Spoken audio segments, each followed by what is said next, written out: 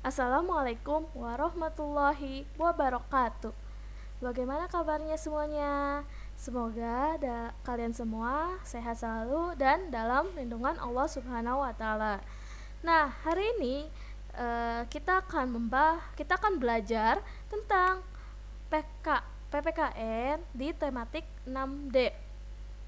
Sebelum mulai pelajaran, alangkah baiknya berdoa terlebih dahulu. Berdoa dimulai.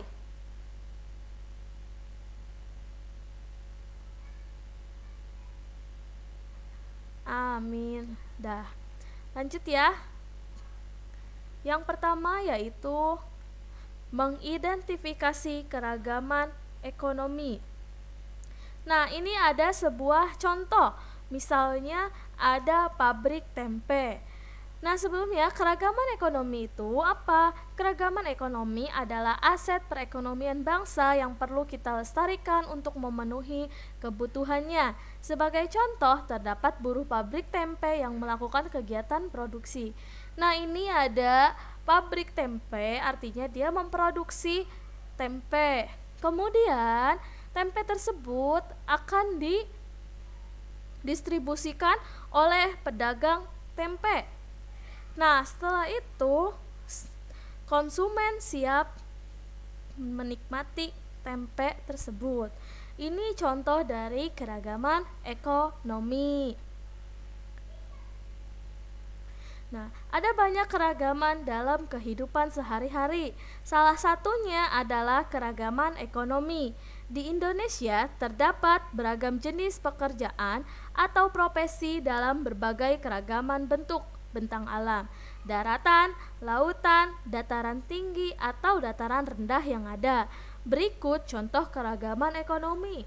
Ini profesi: pekerja pabrik, dokter, montir, guru, petugas keamanan, dan petugas kebersihan. Setiap profesi memiliki peran penting bagi kemajuan bangsa dan negara. Untuk itu, kita harus menghargai serta tidak membeda-bedakan setiap pekerjaan dengan cara memperlakukan setiap orang dengan sama, tanpa memandang profesi atau latar belakang ekonominya.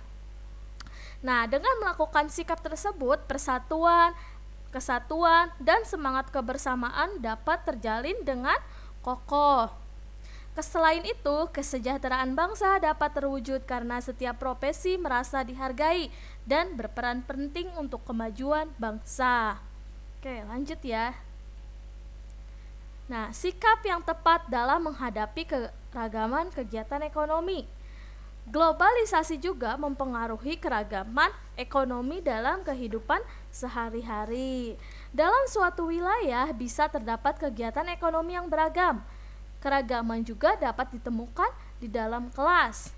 Setiap temanmu tentunya memiliki orang tua dengan kegiatan ekonomi yang berbeda. Meskipun kegiatan ekonomi yang dilakukan berbeda, kalian harus tetap saling menghormati dan menghargai. Keragaman kegiatan ekonomi mempengaruhi kehidupan perekonomian masyarakat. Ada masyarakat yang hidup berkecukupan, ada juga masyarakat yang hidup di dalam keterbatasan ekonomi. Meskipun begitu, kita harus tetap saling menghormati dan menghargai. Nah, pentingnya menghargai keragaman ekonomi. Maraknya kegiatan belanja daring itu belanja online ya, merupakan pengaruh dari kemajuan teknologi yang dapat memberikan banyak kemudahan serta kenyamanan bagi umat manusia. Dalam kegiatan toko daring terhadap perputaran uang, penjual akan mendapatkan uang untuk memenuhi kehidupannya setelah melakukan kegiatan ekonomi, yaitu menjual barang atau jasa. Setiap manusia tidak akan terlepas dari kegiatan ekonomi. Setiap kegiatan ekonomi bermanfaat bagi kesejahteraan pemilik dan pekerja ataupun masyarakat yang menggunakan hasil dari kegiatan ekonomi tersebut. Setiap orang mempunyai keahlian masing-masing. Nah, keahlian itulah yang ditawarkan kepada orang lain sebagai sebuah sebagai sebuah pekerjaan dalam suatu kegiatan ekonomi. Oleh sebab itu, kita harus menghargai keragaman kegiatan ekonomi yang dilakukan oleh orang lain. Oke. Sekarang,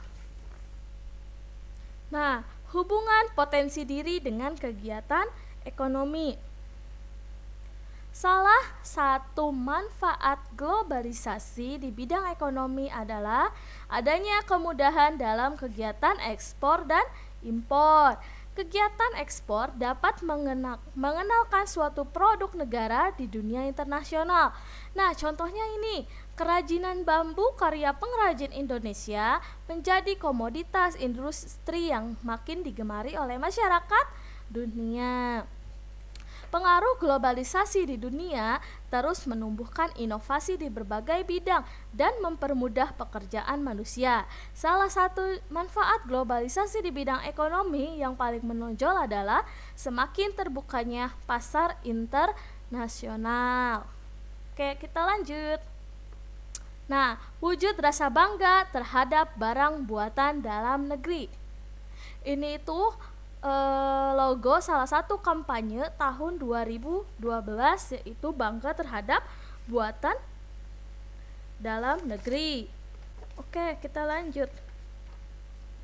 Wujud rasa bangga terhadap barang buatan dalam negeri. Nah, ini ada salah satu kampanye 100% Indonesia. Diluncurkan itu pada tahun 2009 oleh Kementerian Perdagangan. Nah, ini tuh bertujuan untuk meningkatkan apresiasi dan kebanggaan menggunakan produk buatan dalam negeri atau produk buatan Indonesia. Nah, kita kembali lagi ke sini.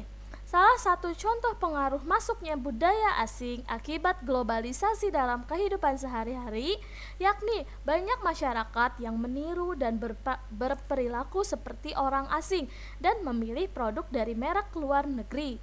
Meskipun barang-barang kebudayaan dari luar negeri sudah merambah ke pasar dalam negeri, kita tidak boleh melupakan jati diri bangsa kita.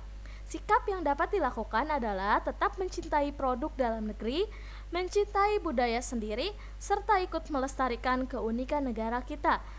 Bangga menggunakan barang buatan dalam negeri merupakan wujud cinta tanah air.